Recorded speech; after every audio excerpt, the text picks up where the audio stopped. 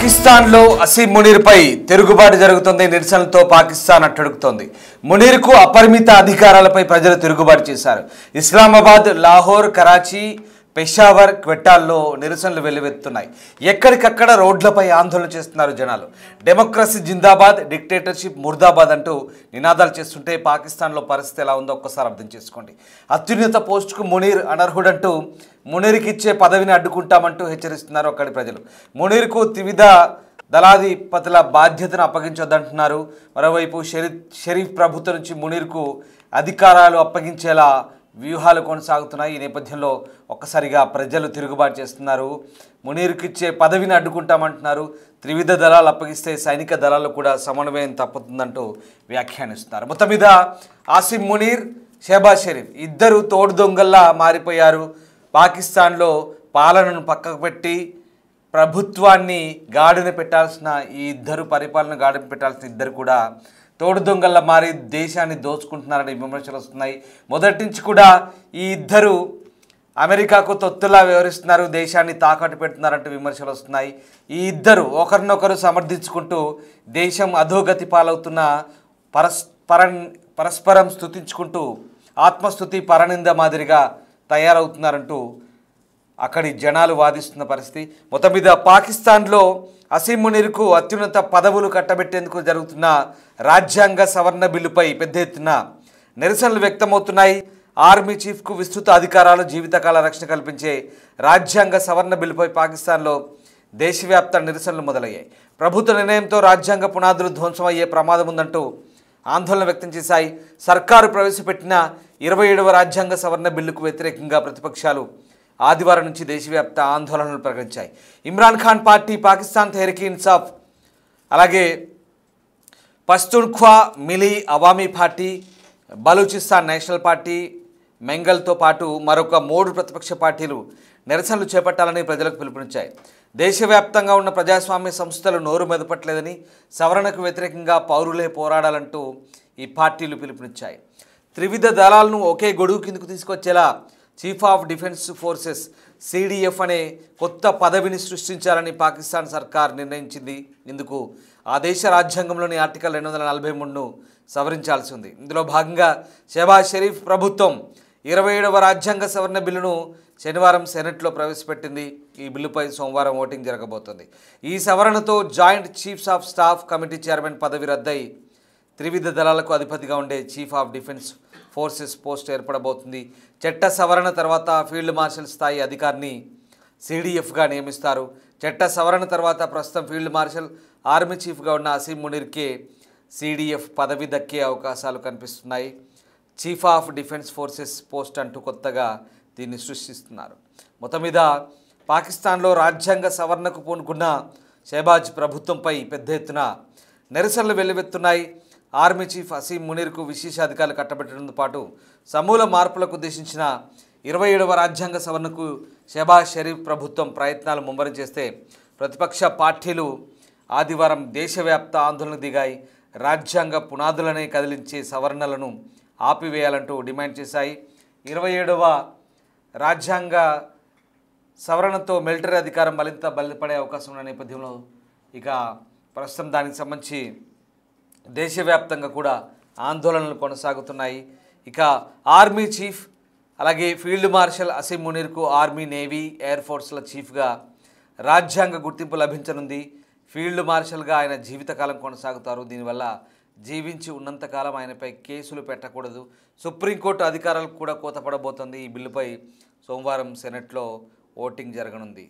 అంటే ఇవాళ అక్కడ దీనికి సంబంధించినటువంటి ఓటింగ్ జరగబోతోంది. అవసరమైన 2/3 మంది సభ్యుల ఆమోదం లభిస్తుందని ప్రభుత్వం ధీమాతో ఉంది. దీనిపై ఇమ్రాన్ ఖాన్ పార్టీ, పాకిస్తాన్ తెహ్రీక్ ఇన్సాఫ్ సహా 5 పార్టీల కూటమి నిరసనలు కొనసాగించాలని నిర్ణయించింది. మొత్తం మీద పాకిస్తాన్లో పూర్తిగా పరిస్థితులు చేయి దాటిపోయే అవకాశం మరొకసారి కనిపిస్తుంది. ఒక్కసారి పాకిస్తాన్లో ఏం జరుగుతుందో మనం నెమరు వేసుకునే ప్రయత్నం చేద్దాం. ఒక్కసారి పాకిస్తాన్లో పరిస్థితులు ఏంటో నేను మీకు చెప్పే ప్రయత్నం చేస్తాను. ఇదే షెహబాజ్ షరీఫ్, ఇదే ఆసిమ్ మునీర్ ఇద్దరు కలిసి పాకిస్తాన్లోని ప్రజలను మభ్యపెడుతూ, పాకిస్తాన్లోని ప్రజలను ఏమార్చుతూ పొరుగు దేశమైన హిందుస్థాన్ అంటే మనతో భారత్తో కయ్యానికి కాలు దువ్వి తీవ్రవాదాన్ని నమ్ముకొని ప్రభుత్వ నిధులన్నీ టెర్రరిజం వైపు మళ్లించి తీవ్రవాదానికి మళ్లించి వాళ్ళను పెంచి పోషిస్తూ మనపైకి దాడులకు ఉసిగొలుపుతూ మనం చేసిన ఆపరేషన్ సింధూర్లో చావు దెబ్బ తిని ఆ తప్పిదాలను కప్పిపుచ్చుకునేందుకు అక్కడి ప్రజల నుంచి వస్తున్న విమర్శలను తట్టుకునేందుకు దాని నుంచి బయటపడేందుకు ప్రజల్ని ఏమార్చాయి. సెంటిమెంట్ను అడ్డం పెట్టుకొని భారత్ పైకి బదనాం చేసే ప్రయత్నాలు, బురదజల్లే ప్రయత్నాలు చేస్తూ అక్కడి ప్రభుత్వాలు అక్కడి ప్రజలకు ఏదో రకంగా రెచ్చగొట్టే వ్యాఖ్యలు, రెచ్చగొట్టే ప్రసంగాలు. ఇదే ఆసిమ్ మునీర్ కాంట్రాక్టులు చేశాడు, ఇదే షెహబాజ్ షరీఫ్ వాడికి సహకరిస్తారు, ఇద్దరు కలిసి దేశాన్ని దోచుకుంటున్నారు.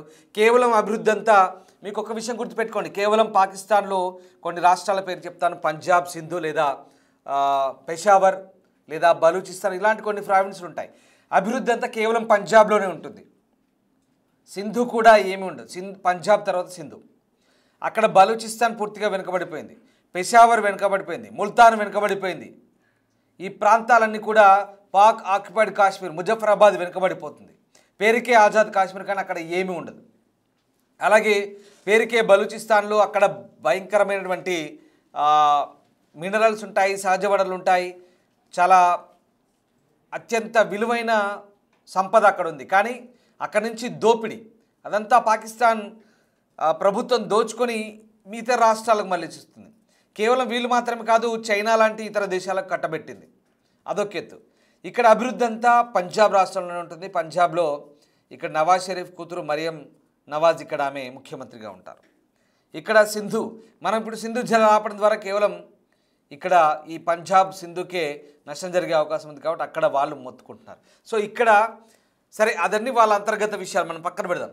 పాకిస్తాన్లో ఈ అసీమ్ మునీర్ గారు చేసే ఏంటి కాంట్రాక్ట్లు, వాడి కుటుంబానికి కావాల్సినటువంటి కాంట్రాక్ట్లు దక్కించుకుంటాడు, వాడి సన్నిహితులకు కావాల్సిన కాంట్రాక్ట్ దక్కించుకుంటాడు, ప్రభుత్వ ప్రజల సొమ్మును వాడి ఖజానాకు మళ్లించుకుంటాడు, ఆ నిధులను బొక్కుతాడు, వాడి కుటుంబాన్ని అమెరికా పంపిస్తాడు, అమెరికాలో పౌరసత్వం వాడి బిడ్డకి వాడి భార్యకి ఇప్పించుకుంటాడు, వీడు కూడా అమెరికా పౌరసత్వం పొందినట్టుగా తెలుస్తుంది. ఇక షెహబాజ్ షరీఫ్ అనే ఈ దద్దమ్మ పాకిస్తాన్ ప్రభుత్వాన్ని నడపడం చేతగాక ఈ అసీమ్ మునీర్ అనే మరొక దద్దమ్మ, మరొక మూర్ఖుని వెంటబెట్టుకొని పూర్తిగా ప్రజలను మభ్యపెడుతూ ఏమారుస్తూ దేశంలో అంతర్గత కలహాలు, కుమ్ములాటలు, మొన్నటికి మొన్న కరాచీ, లాహోర్, రావల్పిండి లాంటి ప్రాంతాల్లో హింసను ప్రేరేపించి 200 మందికి పైగా మృతికి కారకులయ్యారు ఈ దుర్మార్గులు. అక్కడ వరదలు వచ్చినా, వానలు వచ్చినా, అక్కడ ఆర్థికంగా దిగజారిన ప్రజలకు సంక్షేమ కార్యక్రమాలు ఉండవు, ప్రజలకు అభివృద్ధి ఉండదు, ప్రజలకు నిధులు ఉండవు, ప్రజలకు ఏ రకమైనటువంటి ప్రభుత్వ సహాయం ఉండదు. వీళ్ళిద్దరు మాత్రం వీళ్ళ కుటుంబాలకు కావాల్సినటువంటి సహకారాలు, సహాయ సహకారాలు పరస్పరం అందించుకుంటారు. వీళ్ళకున్న స్ట్రాటజీ ఒకటే, మొదటి నుంచి కూడా కాంట్రాక్టులు చేస్తూ ప్రజల సొమ్మును దిగమింగుతూ అలాగే మన భారత్పై నిందలు మోపుతూ మొదటి నుంచి కూడా ఆత్మస్తుతి పరనింద అన్న మాదిరిగా వీళ్ళు ఒకరినొకరు కీర్తించుకుంటారు. ఇప్పుడు జరగబోతుంది ఏంటంటే, సరే ఇంత చెప్తుంది ఎందుకంటే ఇప్పుడు రాజ్యాంగ సవరణ ఆర్టికల్ 27 ఎందుకు చేస్తున్నారంటే ఈ అసీమ్ మునీర్ గారికి సర్వ హక్కులు కట్టబెట్టి వీడు ఎలాంటి తప్పులు చేసినా, ఎలాంటి దుర్మార్గాలు చేసినా వీడిపై కేసులు ఉండొద్దు, వీడు ఎలాంటి కరప్షన్ చేసినా వీడిపై కేసులు ఉండొద్దు అంటే దీని ద్వారా వానికి అవి సంక్రమిస్తాయి. అలాగే జీవితకాలం ఆర్మీ, నేవీ, తర్వాత ఎయిర్ ఫోర్స్ వీటన్నిటికీ వీడే చీఫ్గా ఉంటాడు, చీఫ్ ఆఫ్ స్టాఫ్గా ఉండి జీవితకాలం వాడే కొనసాగుతాడు. ఈ షెహబాజ్ షరీఫ్ వీనికి వంత పడతాడు. దీనికి మరొక విషయం ఏంటంటే వీళ్ళు ఎన్ని తప్పులు చేసినా సుప్రీంకోర్టుకి వీళ్ళని తప్పుపట్టడానికి కూడా వీల్లేదు. సుప్రీంకోర్టు అధికారాలు కూడా కత్తెరలు పెడుతున్నారు వీళ్ళు. సో ఈ రకంగా వీళ్ళు చేసే దుర్మార్గాలు ఏంటంటే నిరంకుశత్వం వైపు వెళ్తుంది పాకిస్తాన్. అఫ్కోర్స్ మన పొరుగు దేశం అయినప్పటికీ కూడా మనకు అక్కడి ప్రజల మీద ఎలాంటి ద్వేషభావం లేదు. అక్కడి పాలకులే దుర్మార్గులుగా అక్కడ తీవ్రవాదాన్ని పెంచి పోషించి మనమై కూసుకొలుపుతున్నారు. అక్కడ పూర్తిగా నిరంకుశత్వం మాదిరిగా తయారైతే కనుక ఖచ్చితంగా తిరుగుబాటు తప్పవు. గతంలో మీకు తెలిసే ఉంటుంది పాకిస్తాన్లో ఏం జరిగిందో. మిలిటరీ ప్రభుత్వం ఏర్పడి ప్రజాస్వామ్యబద్ధంగా ఎన్నికైన ప్రభుత్వాన్ని కూలదోసి అప్పుడు మిలిటరీ ప్రభుత్వం ఏర్పడింది. ఇప్పుడు కూడా తాజాగా మళ్ళీ ఒకవేళ ఈ షెహబాజ్ షరీఫ్ కలలు కంటున్నాడేమో కానీ వీళ్ళందరినీ మళ్ళీ ఈ అసీం మునీర్ అనేవాడు తొక్కి మళ్ళీ మిలిటరీ పాలన ఖచ్చితంగా తీసుకొచ్చే అవకాశం లేకపోలేదు. సో ఇదే ఇప్పుడు ఇమ్రాన్ ఖాన్ ప్రభుత్వం చెప్తుంది, ఇమ్రాన్ ఖాన్ పార్టీ చెప్తుంది ఖచ్చితంగా అలాంటి పరిస్థితి వస్తుంది, దేశం నాశనం అవుతుందంటూ ఇమ్రాన్ ఖాన్ పార్టీతో సహా మరికొన్ని పార్టీలు కూడా అదే తల బాదుకుంటున్నాయి, మొత్తుకుంటున్నాయి. సో మొత్తం మీద పాకిస్తాన్లో పరిస్థితులు చేదాటిపోతున్నాయని దానికి ఇది వాస్తవం, పరిస్థితులు మనకు నిదర్శనంగా కనిపిస్తున్నాయి. పాకిస్తాన్లో సరే వాళ్ళ అంతర్గత వ్యవహారాలు వాడు ఎన్ని కుమ్ములాట్లున్నా కొట్టుకున్నా తన్నుకున్నా మనకు అనవసరం. కానీ పాకిస్తాన్ ఏం జరుగుతుందో, పాకిస్తాన్లో ఏం చేయబోతున్నారో మన ప్రభుత్వం ఎప్పటికైతే కన్నేసి ఉంచింది. సో మొత్తం మీద పాకిస్తాన్లో పరిస్థితులు అయితే దిగజారుతున్నాయి రోజు రోజుకి. పాకిస్తాన్లో షరీఫ్ అనే ఆ మూర్ఖుడికి, దుర్మార్గుడికి ప్రభుత్వం సర్వాధికారాలు కట్టబెట్టేందుకైతే సిద్ధమవుతున్నట్టుగా తెలుస్తుంది. సో చూడాలి పాకిస్తాన్లో ఎలాంటి పరిణామాలు చోటు చేసుకుంటాయి, వాటిని భారత్ అయితే నిశ్చితంగా గమనిస్తుంది.